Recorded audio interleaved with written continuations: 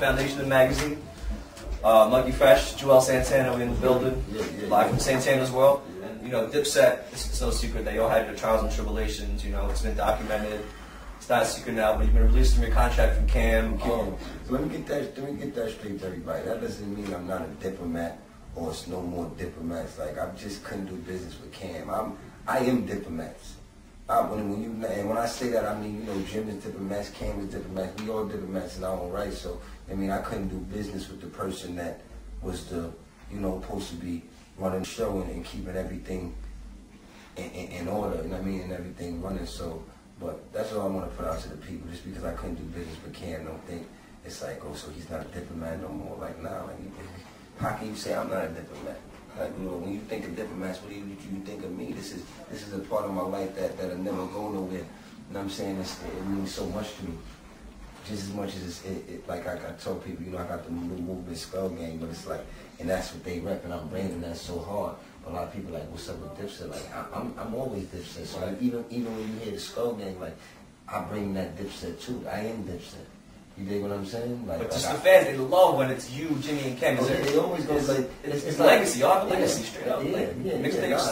That's all, and that's how it's supposed to be. No matter what you do, that's just like you have Jim, he has Bergen. You dig what I'm saying? Yeah. And Zeke, he got 730. They actually in the process of doing making a couple moves, I should say. So is it ever possible that y'all three can link up for music? Like, I was never the one. Like I said, it wasn't like, you know what I mean, some niggas just wake up and they just get too big for their bridges and like, y'all now I feel like that was never my case, and that's what I always want the fans to know. Oh, okay. You dig what I'm saying? Always like my fans. It wasn't like Juelz Santana, he getting too big. He don't want to like. So you ain't I tried to do what I could do. You know what I mean, to work the situation out. But you know, I couldn't be a fool. I couldn't be in a situation where I felt like I wasn't. I mean, niggas ain't appreciate my worth and how much I brought to the table.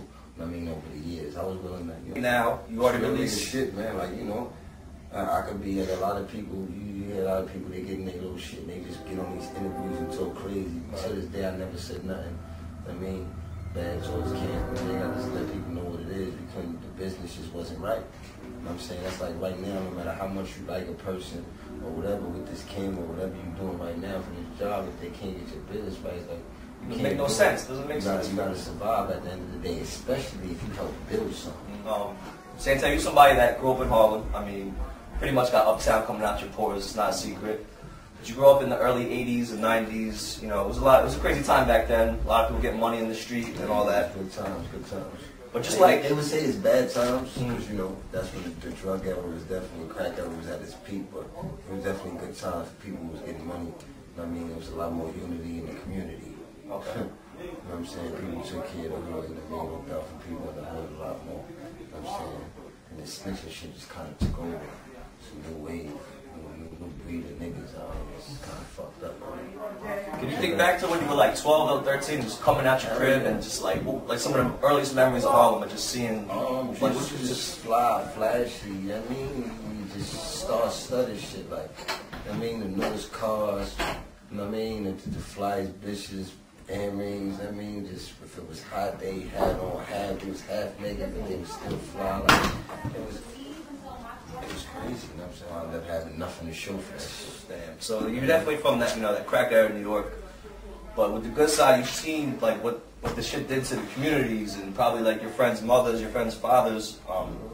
Shit, my fault. You know, you and your man Jim, it talks about how effective the family is. Was there something like? Definitely. Did you feel a certain way, like knowing that you're getting money, but knowing that something might be destroying your community? You know, it's all like you know, when you out there getting the money, it's like you don't have that feeling. You're not thinking about that.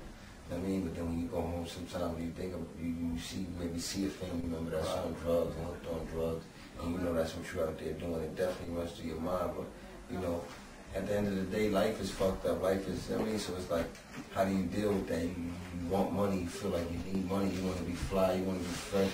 I mean, you want to be able to pay bills, but you don't ask anybody to get hooked on drugs. So I guess that's how some people look at it in the hood too. Like, you know, I mean, but it's really just about being caught. Niggas get caught up in the environment, man.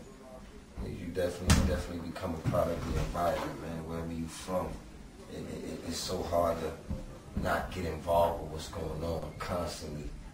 I mean, and a lot of us come from them areas where, you know, shit like that is going on constantly.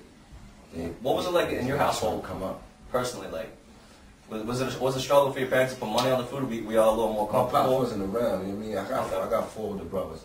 Like, I was a baby, got 4 boys, so that's why I just feel like I'm so mature. I ain't gonna say even feel like I know I'm so mature. Like with everything I be doing, like I was always around them. You know what I'm saying? That older, just environment. They friends hanging out with their friends, hanging out with them. But yeah, it was only mommy really. She supported. I mean, 4 boys bust her ass. She tried as much as she can.